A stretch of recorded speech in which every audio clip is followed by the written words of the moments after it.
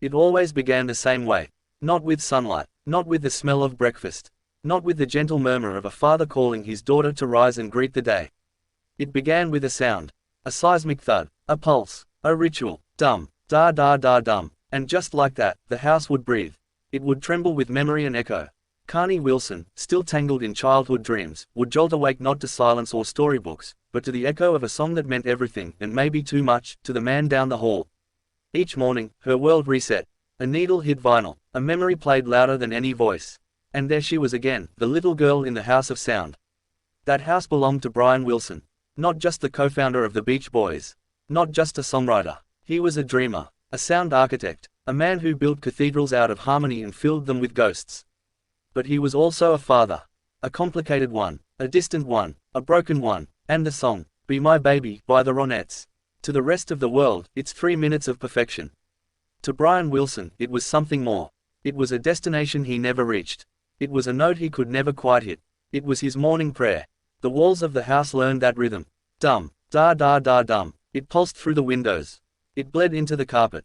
It wrapped itself around the wallpaper like a second skin. Carnie didn't just grow up with music. She grew up inside an obsession. Each morning, she watched her father pursue the ghost of greatness, even if it meant drifting further from the living. He called it the greatest record ever produced. Not in passing, not as flattery. He said it the way others speak of sacred texts. With reverence, with awe, with the heartbreak of someone who had seen perfection but could never quite hold it. Carnie's childhood was not ordinary.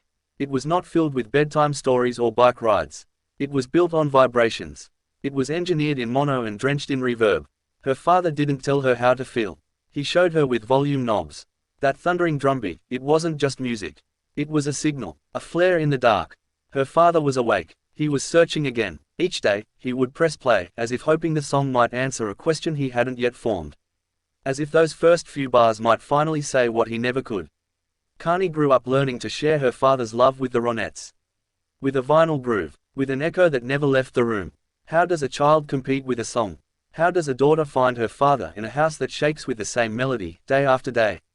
Brian Wilson didn't mean to choose the music over his daughter. But sometimes love doesn't get delivered the way we need it. Sometimes it's caught in a loop. Sometimes it's wrapped in sound. Be My Baby wasn't just a favorite. It was a compass, a fixation. It was the moment Brian first heard it and the moment he realized he may never make anything better. Imagine carrying that, the constant pressure, the permanent ache, the daily reminder that your masterpiece might have already been written by someone else.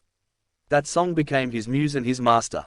It whispered to him, it haunted him, it beckoned him to try again, to build something bigger, better, louder. And every attempt came close, but never close enough. Carnie, for all her talent and success, carried the weight of that song too.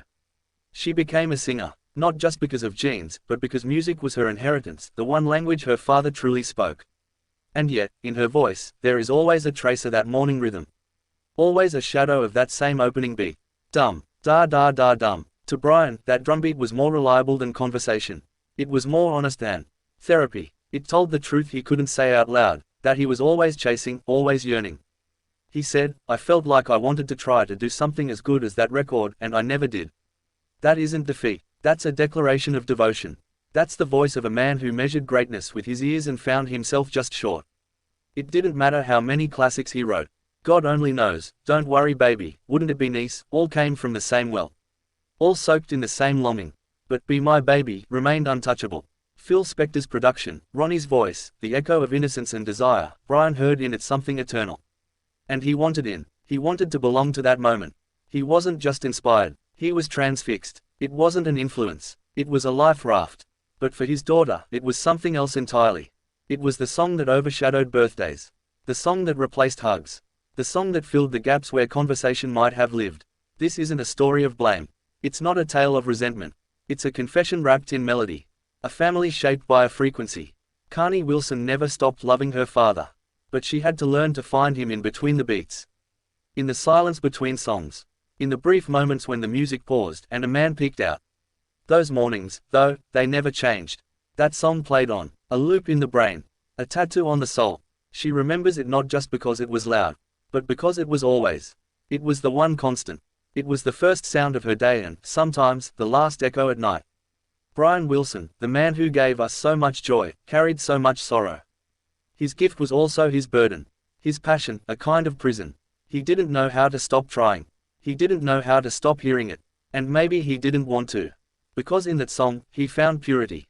Simplicity. The emotional clarity that real life so often denies. So he chased it. Every morning, every year, every note he ever wrote was a shadow of that first heartbeat rhythm. And through it all, his daughter stood listening. Waiting, watching, not for the song to end, but for her father to finally turn the volume down, look her in the eyes, and say, "You are my music now." But some songs never fade. Some obsessions never quiet. And some daughters grow up in a house where love sounds like longing on repeat. So the record spins again. The walls tremble, the sun rises, and the beat returns. Dum, da da da dum. Brian Wilson presses play.